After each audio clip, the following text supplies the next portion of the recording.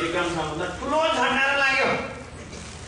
13 वर्षमा सद्गुरुलाई यस्ता ज्ञानका पुञ्ज।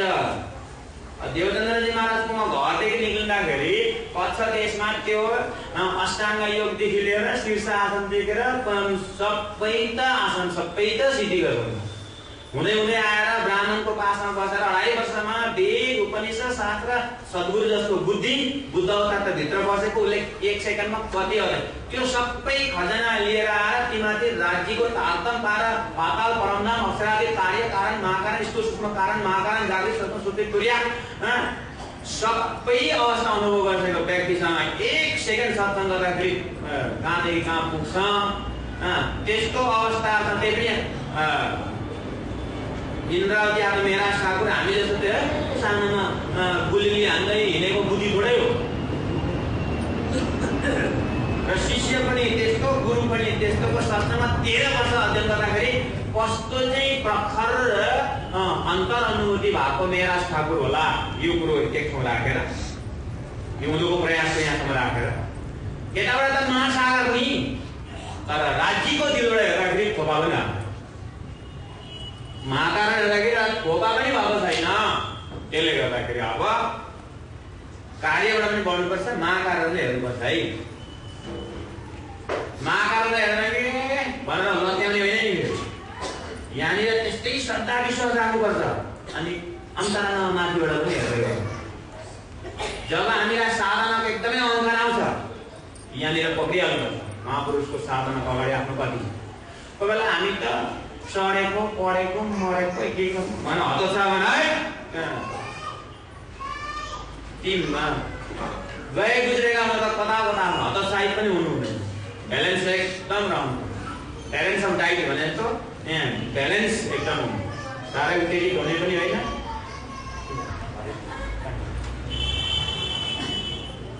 र सद्गुरु देवचन्द्रजी महाराजको सत्सङ्ग त्यहाँको परिवेशमा ज्ञानको पुरा तर्कमा एक दुईवटा घटना बताउनु। अनि यसरी अब के भन्नु ज्ञानको मता हात्ती जस्तो हिँडिरहेको बेला 1700 विक्रम सम्मतमा गोवर्धनको नाममा अब के हुन्छ अहो रहे लौकिक काम में थे वज्र के कामदार लौकिक थे जुदे हुए रहे तरफ परवरदिगार श्री मामती के साथ जी जिन पर हुआ मेरा सो खासल खास उमत है तन मार डारत काज एउटा टोपाईद्वारा के सिद्ध गर्नुभयो भन्दा जति ठुलो लक्ष्य उति ठुलो परीक्षा जति ठुलो जिम्मेदारी जितना जिम्मेदारी उतना जोखमदारी गुरुजीले भन्नुहुन्थ्यो जति समझदारी उतना जिम्मेदारी जितना जिम्मेदारी उतना जोखमदारी। अब इन्द्रावतीको समझ त बढ्दै गयो नि प्राणजीको समझ बहुत बढेर गयो विशाल हुँदै गयो।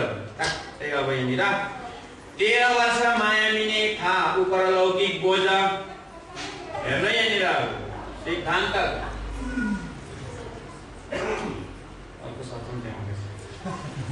13 वर्ष मायामिने था उपर लौकिक बोझ सतगुरुसँग बसेको 13 वर्ष यहाँ वित्तकार के भन्दछन् अनि वित्तकारले वित्त कहिले लेख्दछन् त्यो पनि भोलिकेसन भने मन राज भजो मन राज भजो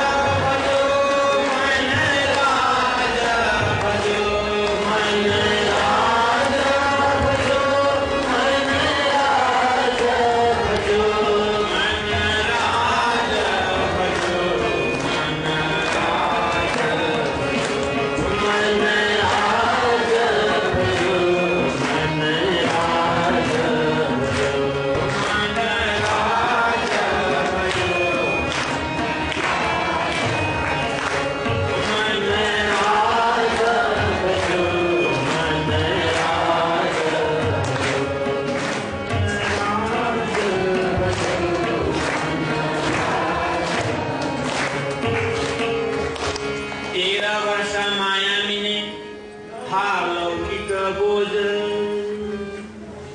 13 वर्ष सद्गुरु जस्तो दिव्य आत्माको पासमा बस्नु, इन्द्रावती आत्मा जस्तो, कल्की अवतार जस्तो व्यक्ति बुद्ध अवतारसँग बस्नु, इमाम मेहदी रुवाल्लासँग बस्नु, इन्द्रावती सुन्दरबाईसँग बस्नु, राजी महाराजी श्यामाजी महाराजसँग बस्नु, संसारको उत्तम जीव, यो अनन्त अनन्त फ्याकल्टीहरूको यहाँनिर 13 वर्षको संयोग हो।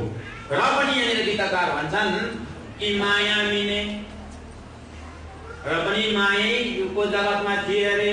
गीतक लेखिँदैछ कहिले? 1751 मा। कुरो छ 1700 को 51 वर्ष पहिलाको कुरा हो यो। भन्नु 60 वर्ष लगभगको अगाडिको कुरा हो यो। गीतकारले अहिले लेख्दैछन्। यो गीतकारको दिमागमा अद्योपान्त छ। गीतकारको दिमागमा अद्योपान्त कहानी कन्सेप्टमा छ। एउटै लिपिमा लाउदासीमा गीतक, त्यसै कारण इम्पोर्टेन्ट पनि हो र कठिन पनि। सारा भूमिका एकमा समेटित हो। 13 वर्ष माया मिने था लौकिक बोझ। एकको बात सुन्नु न, रगरग हिँड्नु। त 13 वर्ष माया मिने था लौकिक बोझ। यो लौकिक बोझ चाहिँ के हो? सद्गुरुसँग 13 वर्ष संगत गरेपछि त्यत्रो गाउँमा शहरमा डन्डरा बिताउने, र पनि लौकिक बोझ। पारलौकिकको त यहाँ त सँगैको, पारलौकिकको त यहाँनिर लक्ष्य नै पनि निक्लेन। हाम्रो लागि त यति 13 वर्षमा भन्नु, यहाँ 2 दिन सत्सङ्ग गरेर त यहाँ अब त बेला पार भन्छौँ हामी। बम्बईमा एकजना सुन्दर साथी, सद्गुरुले त्यति भागवत सुन्नु 14 वर्ष, म भने 2 वर्षमा टिकै गरिदिन्थ्यो भन्थ्यो। सद्गुरुलाई त बुद्धु बनाएर छोड्दै, बुद्धु सुन्नु केही छैन। 13 वर्ष लाग्यो कि भागवत 12 वर्ष। म त 2 वर्षमा टिकै गरिदिन्थ्यो। बोल्नु त बोल्नु, अलिक कहाँ जाँदैछ असर थाहा छैन। मत क्या? बुद्धिको मत, धनको मत, ठुलो सहरमा बसेको मत, बोल्न पायो भने मन परेको सिद्धान्त कहाँनिर नसक्नु हेर्दैन। सद्गुरुलाई कति बुद्धि बनाएको, बुद्धु बनाएर। त्यस्तै त्यहाँ 13 वर्षको सत्सङ्ग आयो भने यहाँनिर लौकिक बोझ भन्दैछन्। अनि हामी चाहिँ एकपल्ट गीतक सुनेर त छाङ्गै यो गीतक कोर मैले पुरा 30 दिन सुनेको गीतक घडी के हुन्छ भनेर अब आफ्नो दर्जाको बुझ्दैन। मैले धेरै दर्जाको कुरा गर्छु। गीतक सुन्ने हामी त सुनाउने हो, मौका पऱ्यो भने सुन्न त सुन न, के हामीले गीतक सुनाउने हो। आफ्नो दर्जाको अहङ्कार छ नि।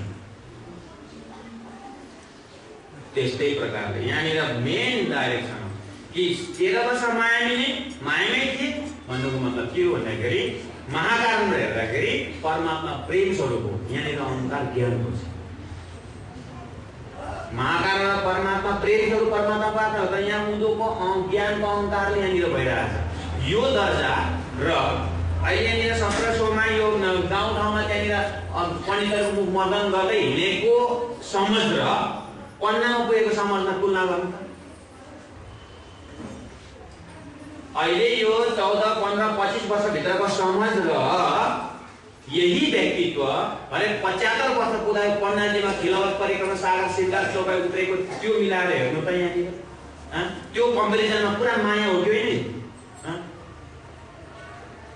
त्यहाँको समझ र यहाँको समझमा हेर्दाखेरि पुरा मायाको गुण हो। त्यसै गरिकन यदि हामी 2-4 शब्द लाएर ट्याक्टर गर्छौँ, यहाँ निकै अलिअलि सेवा गरेर निकै अहङ्कार आयो, अलिअलि दान पुण्य गरेर निकै गरेर लाग्छ भने हेर्नु कि महापुरुषले गरेको योगदान र आफ्नो अहङ्कारको त्यो पापबाट मुक्त हुने ती महापुरुषको जीवनीमा आफूबाट टाल्नु। अनि मात्रै नत्र त आफैमा सीमित रह्यो भने त कुनै पनि छ, चाहे बौद्धिक विकासमा होस्, चाहे मनको कन्ट्रोलमा होस्, चाहे शारीरिक सेवाको विषयमा होस्, कुनै पनि क्षेत्रमा कहीँ अहङ्कार आउँछ भने हामीभन्दा करोडौँ ज्यादा पर्सेन्टेजमा समर्पित हुने कुनेको अगाडि अलिकति समझ पुग्यो भने चाहिँ फेरि अहङ्कार आउँदैन। नआउनुको मतलब हो त्यति बेला बाँच्यो नभए अरू उपाय छैन। यहीँ चाहिँ त्यो कुवाकै वरिपरि बसेर भने चाहिँ भ्याउदा भुइँ फुटाएर पट्टे फुट्छ सागरको ज्ञान चाहिँ। त्यसै गरिकन यहाँनिर चाहिँ लालदासजी महाराजले